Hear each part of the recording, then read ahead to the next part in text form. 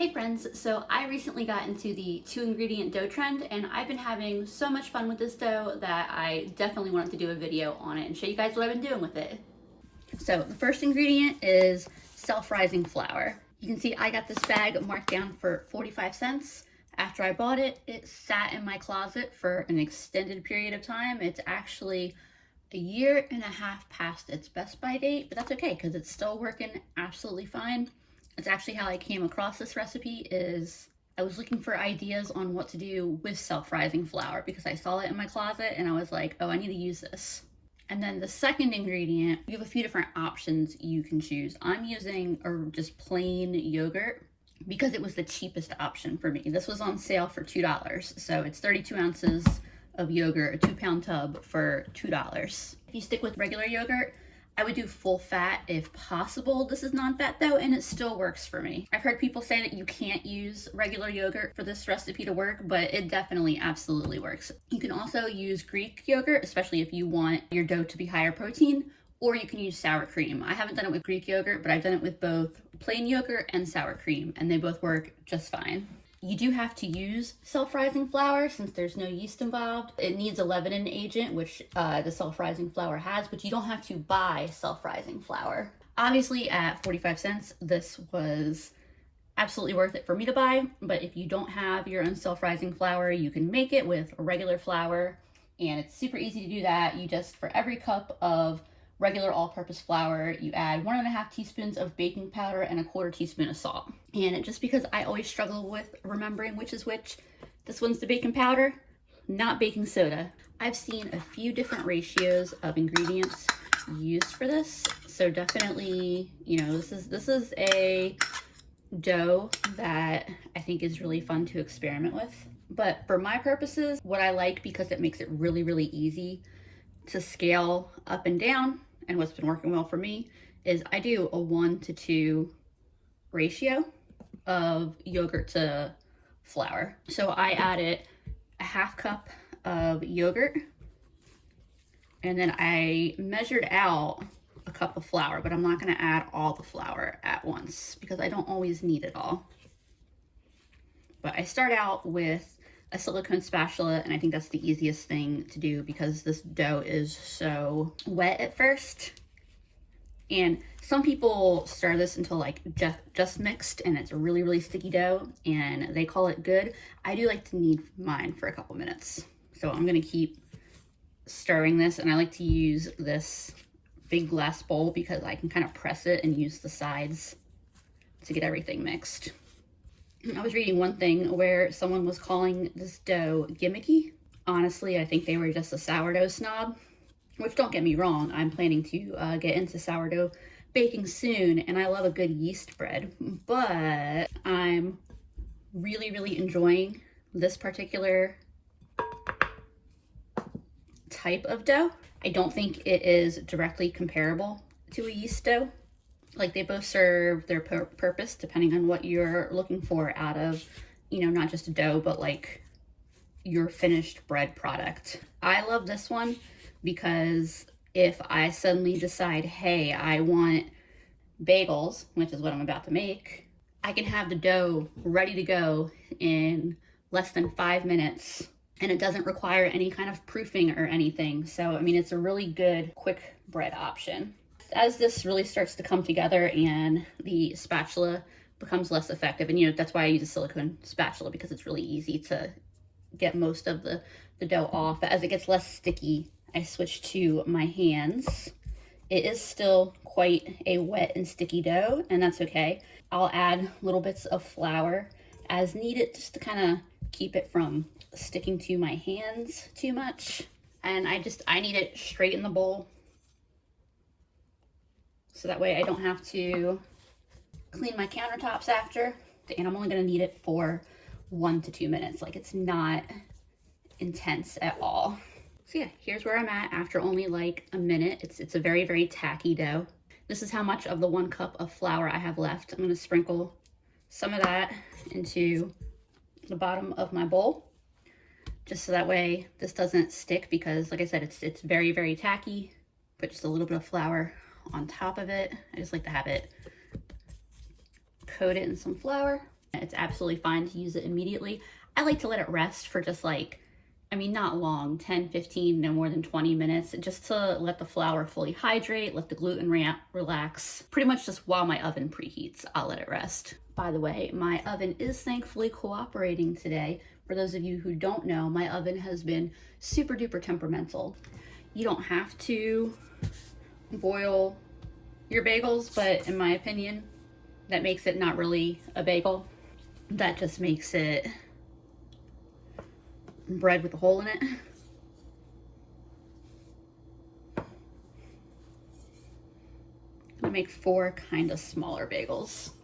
And I'll be the first to say that these have got nothing on like a good bagel from the Northeast. So I'm definitely not trying to claim anything about the authenticity of these bagels, but if you're craving a bagel, these will absolutely work in a pinch. So I have my 4 pieces of dough, which I've kind of rolled into balls. Some people like to cut out the center of their bagel, which is fine, but I prefer to just make a hole in the middle and kind of stretch it out. And it's going to shrink a little bit when it cooks, so I like to make the hole a little bit bigger than I plan on the finished bagel being. And I'm just putting just enough flour on my fingers to try to keep the dough from sticking.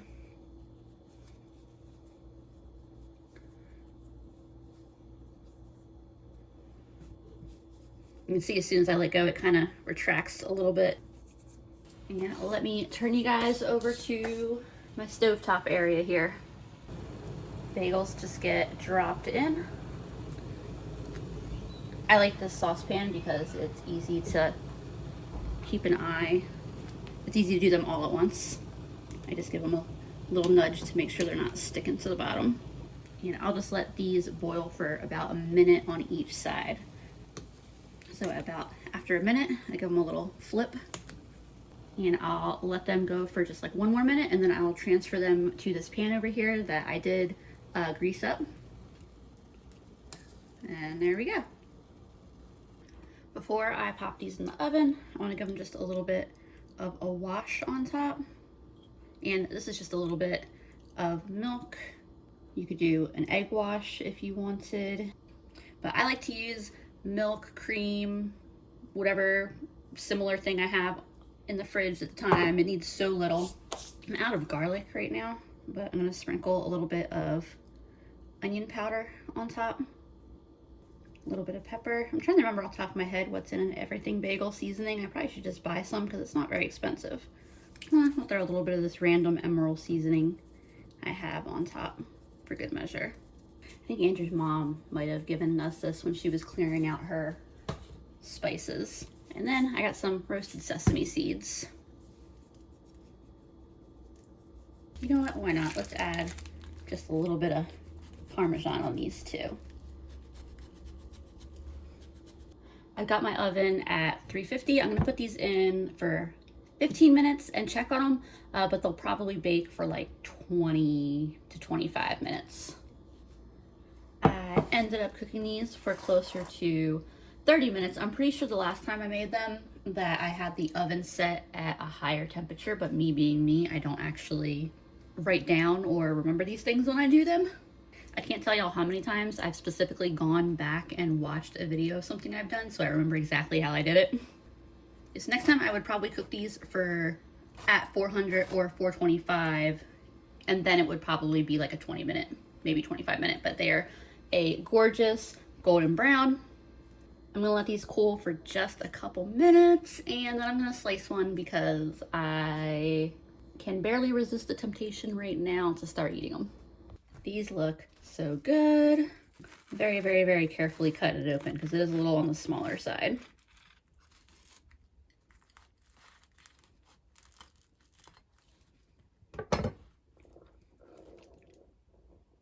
Looks delicious on the inside. I don't know if you probably couldn't hear my stomach just growling, but that might be mine too. Mine definitely was. The moment I smelled that bagel, it started growling. Andrew's patiently waiting next to me for his chance to get at the bagels. Patiently pacing. Patiently hovering over my shoulder. That looks so good. And it tasted good. And actually, that wasn't even the side with the seasoning. But yeah, I like making them the smaller size. You could definitely make them bigger. Like I said, you know, it's not an authentic New York bagel by any means. It's not even quite the same as a yeast bagel, but these are absolutely excellent. And especially because they're so fast and so easy to make. All right, Andrew, have at it. Not that one. I don't know. I'm gonna use a half a cup of yogurt, and then I've got a cup of flour measured out. Got about half of that in. Stir it up, add some more flour. I'm gonna be making 2 pizzas with this. You could divide it into 4 and make little mini pizzas. You could make 1 large pizza. You could double the recipe. That's one of the things I like about this dough. It's just that it's so versatile. So this is to the point now where I'm gonna switch to using my hands, adding flour as needed because it's quite sticky still. And then I'll just knead this for only a couple minutes. So I've got my dough pretty much where I want it. It's probably balancing that line between sticky and tacky.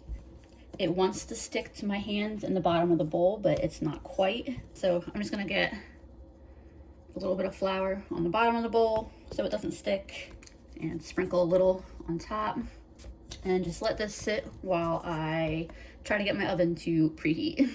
For those who have been following my oven woes, I am getting a new one soon. For now, it's just been persistence and trial and error in getting the oven to heat up properly. All right, y'all, after arguing with my oven for like a good half hour, the coils are glowing, it's heating up.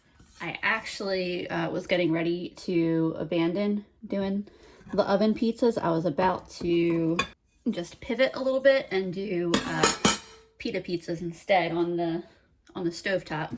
Though now that I had that idea, I'll probably make some of those this week just to show you anyway. So I floured my counter, and I want to flour the top of the dough really well because it will stick to my rolling pin.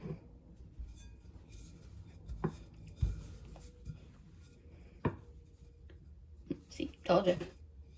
I'm gonna make these on a baking sheet, so I'm just kind of thinking about how big my baking sheet is as I roll these out. The temperature, by the way, that I'm attempting to preheat my oven to is 450. And the big thing here is going to be deciding how to fit both these on this one pan, because I'm stubborn and I would rather just use one pan and cook them both at once. I got this bottle of pizza sauce from the Dollar Tree the other day. I grabbed it there because usually I see pizza sauce in a can or a jar, and so I like the idea of it in a bottle like this. It feels like it's just going to be easier to store and actually use up and to put on my pizza. Spread this around, decide if I want some more. Serving is actually a lot more sauce than I realized. Some recipes or ways of doing this recommend to heat your crust up in the oven first for a few minutes, like cook it for like 5 minutes or so before adding your like toppings and stuff. This pan is pretty good at crisping things up, so I'm not really gonna worry about it. I'm gonna add a little bit of crushed red pepper flakes to mine. For the cheese, I have this mozzarella and provolone blend. Little fresh Parmesan. And then I have these little mini pepperonis that you can see I got marked down. I put them in the freezer. That way I can just pull a few out whenever I want them. Obviously, you can customize these any way your heart desires. I'm pretty basic with my pizzas. I like a good classic cheese pizza or pepperoni pizza. Although lately I've really been enjoying jalapenos on my pizza. I'm gonna put these in the oven for 10 minutes and then check on them. I remembered that I have this garlic spread in my fridge that my mom got on a mountain trip like months ago from Ingles, $1.25, and it's been sitting in my fridge. I really need to go ahead and use it, but I melted it, and I'm just gonna go ahead and get some of that all around my crust. And I'm gonna pop this in the oven for just 1 more minute. Yeah, that was definitely the right move. This smells amazing. I'm excited to eat this. The outside edges are nice and crispy, and the inside, this part of the crust, it's well cooked, but it's got a little bit of chew, and I like that. I think it's one of the really neat things that this is the exact same dough as everything else I'm making in this video, but it just feels so distinctively different when it's used like this. Yeah, Andrew's a fan. When you came in eating that, I was like, where'd you get pizza from? Yeah, he thought that like my mom brought pizza home or something. So excited about this. It's so good. Yeah, wow. So I guess I will be making this more often. I skipped the dough making portion. I figured y'all have caught on to how that goes now. I did make a pretty large batch here. It is a full cup of yogurt and about 2 cups of flour. Get some flour on my counter because it is sticky dough.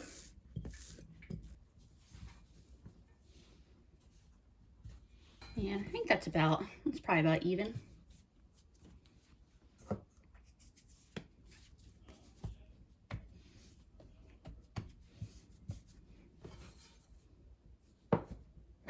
I'm gonna divide this a few more times. I think I'm gonna do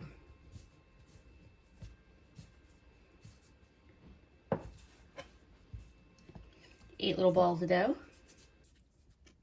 This one's just gonna be set to the side, and each of these little balls of dough here, you be careful because as soon as you start stretching them or cutting them or anything like that, they get real sticky. But I'm just rolling this out into a tube. And then as soon as it's long enough for me to get into a knot, that's all I'm doing. And I have a greased pan off to the side here, and I'm just gonna place them right on the pan. Same thing, as soon as it's long enough to get into a knot, and then onto the pan. And I'll do it for all 8 of these. Here are my 8 little knots. I preheated my oven to 350. I have, it's the garlic spread mixture I used earlier, but it's essentially butter and garlic or margarine and garlic. If you're not a garlic person, these are garlic knots, but you don't have to go with garlic. You could just make them like buttery Parmesan knots, or you could use Italian spices in general. You know, I'm a big fan of anytime a recipe has seasonings or things like that that can really easily be switched out. Like, no reason not to have fun with it and make it into something that is like your style, your taste in food.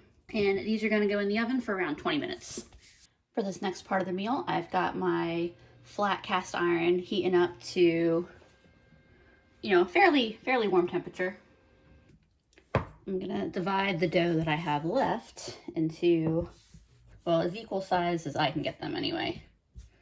And adding a little bit of extra flour to the top.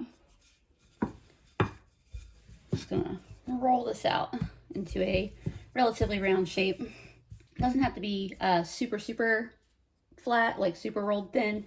And you can see it kind of springs back a little bit when it's lifted. This is just the right size for me as far as I'm concerned. I already cooked that first one, which is why the pan looks like it does. But while this one's cooking, I'll immediately jump into rolling out the next one. You can see how it kind of bubbles a bit there as it cooks on the underside. Okay, so now I will flip it over. You see it's just starting to get brown.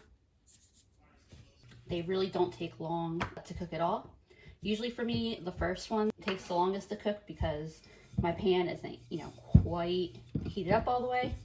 But by the end, I gotta be careful that I'm paying attention so I don't accidentally burn them. And you'll notice a lot of puffing up as they cook.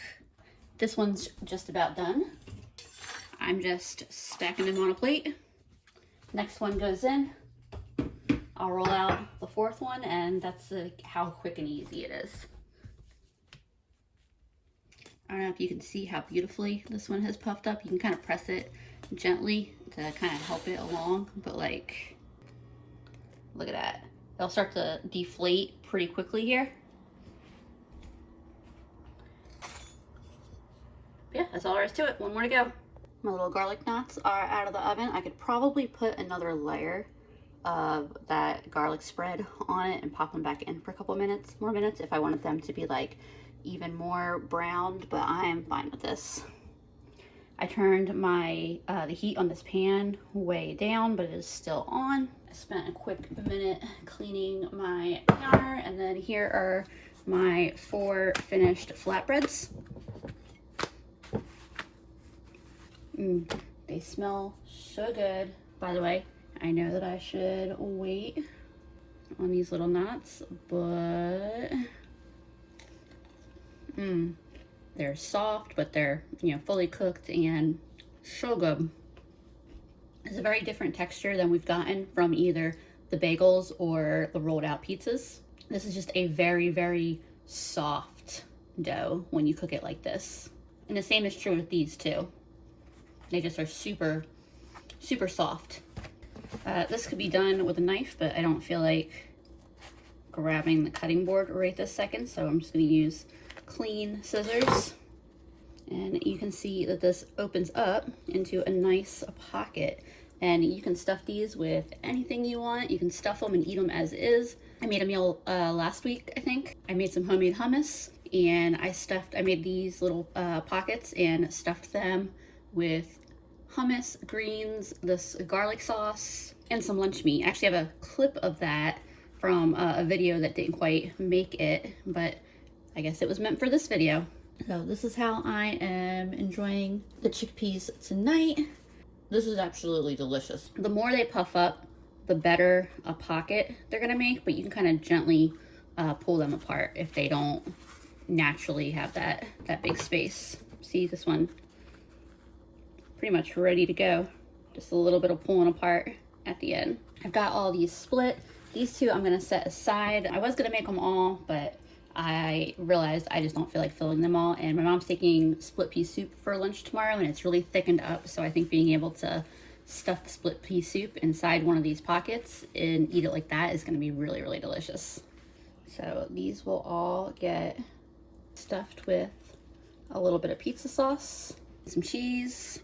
We're also going to be eating a salad with dinner, so it'll be a couple of these pizza pita pockets and a couple of the garlic bread knots, and then a salad.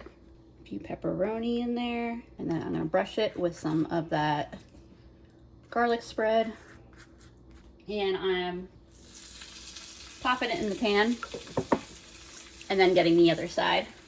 And then obviously our flatbread here, pita bread, whatever you want to call it, is already cooked. We're just cooking it long enough on each side to get everything melty inside. By the way, an alternative, if you don't want to deal with stuffing the sauce in these, is you can just stuff them with cheese and pepperoni, and then just have the pizza sauce dipping sauce on the side. I gotta open a new bag. And there's another one ready to go. And there's my finished plate. I'd say it makes me think of a calzone, but it doesn't have like the hard crust that the calzone has. Like, it's just so soft and fluffy and very, very delicious. Well, we're all ready to eat. I'm sure you can hear the cat's ready to eat too. And I'll be back later for yet another 2-ingredient dough recipe idea. Huh? What's that? Oh, this old thing?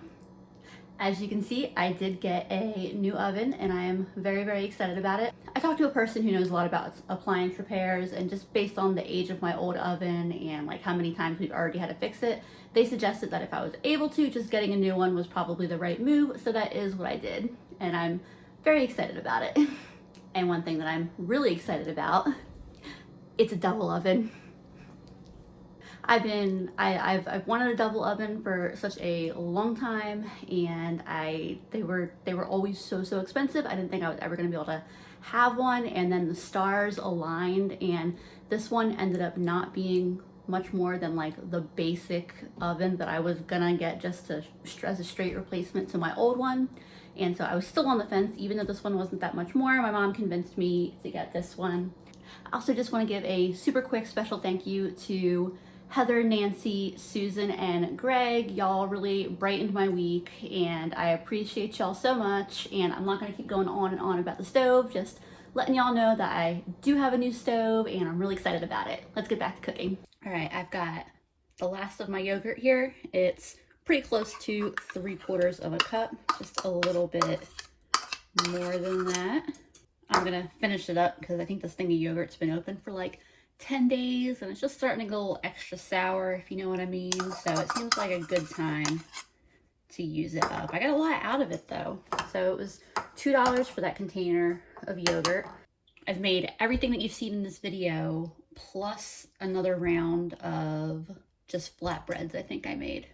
Either way, there was 1 or 2 things I made that wasn't included in this video. So I got a lot out of that $2 tub of yogurt. While this may not be as cheap as flour and yeast, it's still very budget friendly in my opinion. So I'll be using the last bit of this to make cinnamon rolls. And I think this is such a great dough for cinnamon rolls because I can wake up craving them and have them in less than an hour. Versus I may be too lazy and impatient to make yeast cinnamon rolls on any given day. I'm not going to show you the whole dough forming process because you've seen it several times now, but I was going to show you that what I am doing different with this dough is I'm going to add a tablespoon of sugar to the yogurt. I'll just stir that into the yogurt before I add the flour. And then otherwise it's exactly the same. I'm adding somewhere around double the flour that I did the yogurt. Mix, mix, mix. There's my dough. As I said before, you don't technically have to let this dough rest. I just like to let it relax for a few minutes, and my oven is preheated, but because it's brand new and I haven't used it yet, there's a little bit of smoke and odor, which the paperwork says is absolutely normal for the first time you use it. So I'm gonna run the fan for a little bit and just let that dissipate before I think about putting my dough in the oven, because I don't want that to permeate my dough. So I'll be back in just a few minutes. All right, I'm ready to get going with my dough here. I dumped it onto my floured counter and I'm gonna roll it out into making sure it's well floured on top so my rolling pin doesn't stick to it, but I'm gonna roll it out into a big rectangle. And my rolling pin's starting to stick just a little bit, so I'm gonna dump a little bit more flour on top of it.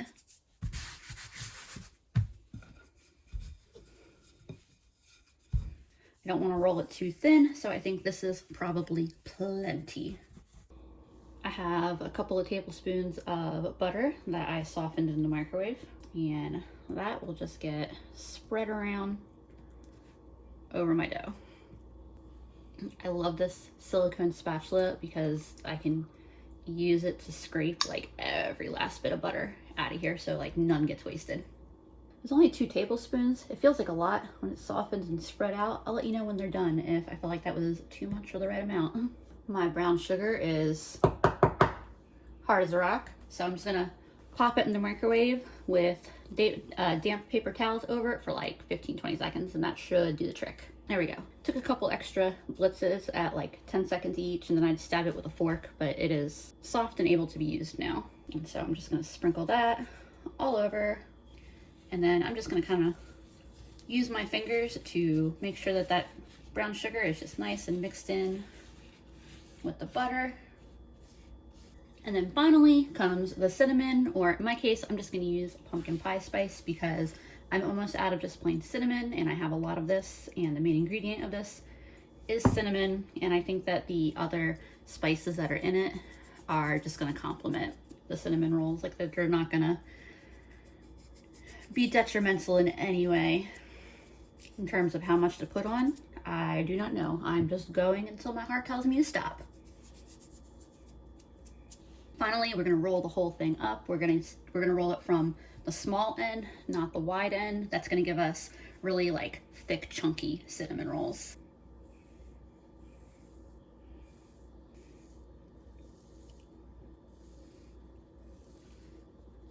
Just adding just a little bit of flour to my counter because this is starting to want to stick.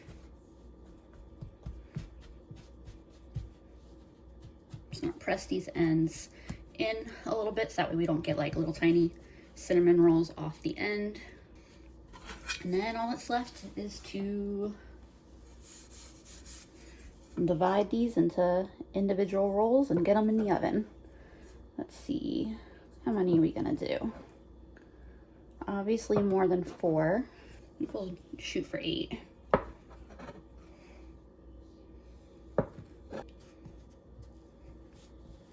Squished them a little bit, but I think they'll be all right. And I got a baking dish with a little bit of grease at the bottom. And I'm gonna pop these in the oven for about 20 minutes. Haha, this is why we can't just assume that we know how to work any oven. So I figured out this is not the way to do the cook time, because this is 19 hours and 59 minutes. Let's, there we go. I'm kind of impressed that you can set a cook time of 20 hours on this thing. Overall, these are looking pretty good, but I feel like I want to put them in for like maybe 5 more minutes. Yeah, I think those extra 5 minutes were definitely the way to go. Overall, they look a lot more browned right now. I mean, they look gorgeous right now. They smell amazing. In terms of the icing, I'm actually just going to be using this like little Domino's dessert icing that somehow made it into my fridge at some point. But icing for these is really easy to make. It's just butter, cream cheese, sugar, and vanilla. Alternatively, you could also make some with yogurt, vanilla, and some sugar. Now these should still be warm enough that the icing will kind of melt on top of this. I did run this under some warm water for a couple minutes too, but not so hot that all of the icing just melts right off of it and slides to the bottom of the pan, because I've definitely had that happen, like when I've made like those Pillsbury ones and I was really impatient and I just wanted to put the icing on when everything was like hot and fresh out the oven, and then all the icing pretty much just like slid right off of them. Lesson learned. Those look amazing. I'm gonna go for this one. Ooh, right here. So how do y'all eat your cinnamon rolls? Do you bite straight into them or do you pull them apart? Because I feel like I'm not eating them right if I don't unravel them. It's very, very hot to hold, but this is very, very good. I imagine a yeast cinnamon roll would probably puff up a lot more, but honestly, none of that matters. Being able to have quick and low effort cinnamon rolls in less than an hour, like what more could you ask for? And by the way, my heart definitely steered me correct. This was just the right amount of butter and cinnamon and brown sugar. It just, all of it is just balanced together so nicely, and it's just so, so good. They're hot, so be careful. And then Andrew's the one who just bites straight into the whole thing. It's terrible. You don't want any more of those. I'll take them off your hands. Okay, you can grab one too. She bites straight into them too. I guess I'm the weird one. I'm the odd one out who peels them apart. Okay, I know my people are about to be in the comments. My cinnamon roll unravelers. As you can see, those disappeared quickly, and that one probably won't survive much longer at all. So that's just a few of the things that I've been having fun making with this 2-ingredient dough. If you've been using 2-ingredient dough and you have some fun ideas that I might not have thought of, let me know. All right, I appreciate you all so much, and I will see you guys next time.